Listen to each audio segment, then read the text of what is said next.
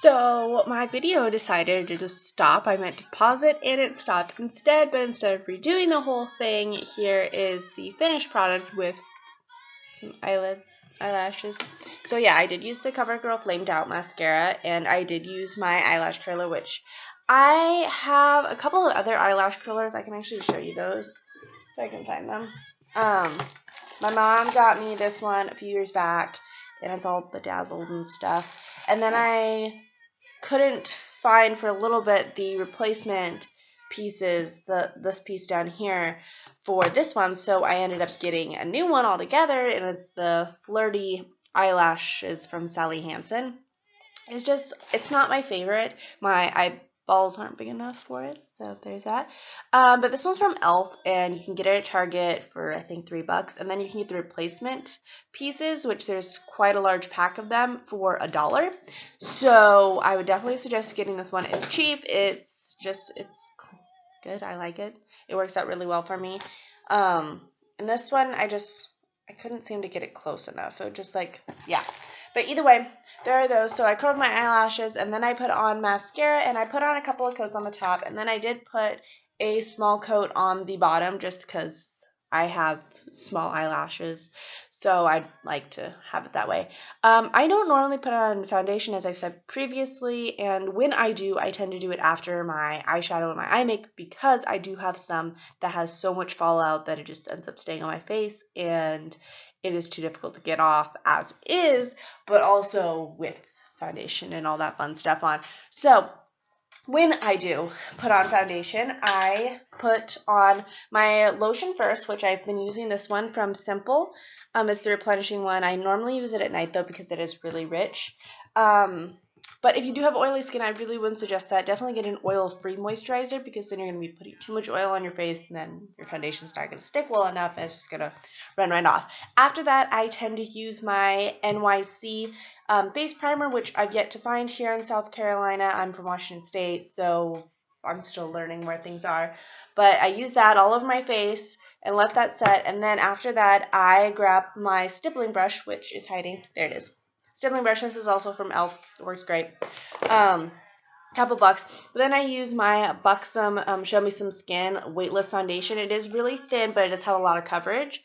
So this one's great if you don't like that cakiness feeling, but you still need the coverage. So here is this. I got this from Sephora. I am very pale, if you couldn't already tell, and I have a hard time finding foundations. There we go. So this one's in Fair Game, and I am, as I already said, I'm pretty pale, so this one works really well. Sephora has a skin matching technology thing that they take photos of pieces of your face, your neck, your chest up here to try and make sure that it blends in well enough, and this was one that worked for me. So once I've stippled that all over my face, I then go through with my L'Oreal True Match concealer, cover up my little blemishes here and there, let that sit for a little while just to get heated up, and then I blend it out lightly with my middle or ring finger. You do not want to do it with your index finger, because you'll end up just wiping it straight off. So there is that, and if I have really big red ones, I do use my Maybelline Cover Stick Corrective Stick Concealer, and it is green because green X's out red. So there is that. Once I have done all that to my lovely face, I then grab a fluffy brush, which I actually got this one from Icing, like Claire's and Icing. This was $8. Love it. It's super soft. It works great.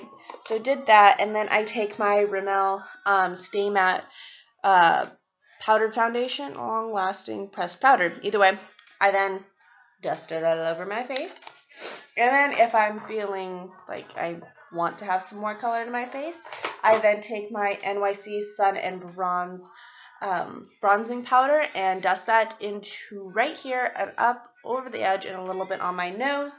Then if I'm feeling really fancy, I then take one of two highlighters. I have my Watts Up from Benefit that I got as a birthday gift from Sephora a couple years back, and that has just a normal stick and highlighted in according places, or I have my Sunbeam by Benefit, both of which I've got as birthday gifts in the past. If I do want to put on blush, I use my sample size that I have of my Coralista powder from Benefit. This smells fantastic, but it's this nice peachy color. I know that sun's not helping, but that nice peachy color, and it does have a little bit of shimmer, so keep that in mind. But once I'm all done with that, let me find it. It's hiding back here somewhere. I take my makeup setting mist from e.l.f. and you just spritz it on your face, you let it set, and it stays on a little bit longer than if you hadn't done it. It's not like the magic, it's going to stay on my face all day stuff, but it does work pretty well. It does help elongate the life of your foundation for the day. But otherwise, I think that's all. I don't wear lipstick very often. Most of the time I just grab a chapstick. I have a jar of EOS that I tend to use, or I do have I think it's Nivea. Let me double check. Nope, not that bin. I have a couple of bins hiding over here. It is, oh, there it is.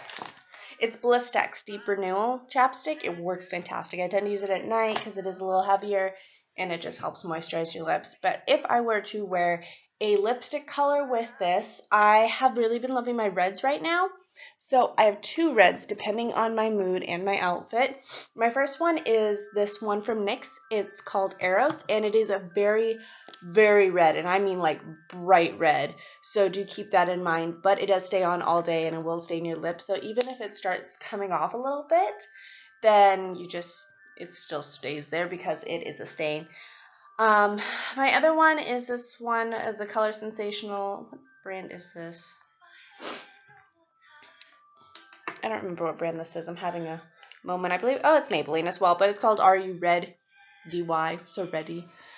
This is a darker red, but it still is pretty red. I actually have a friend who uses this quite often, and last year when we were roommates, and I then decided to buy my own because I really liked the color.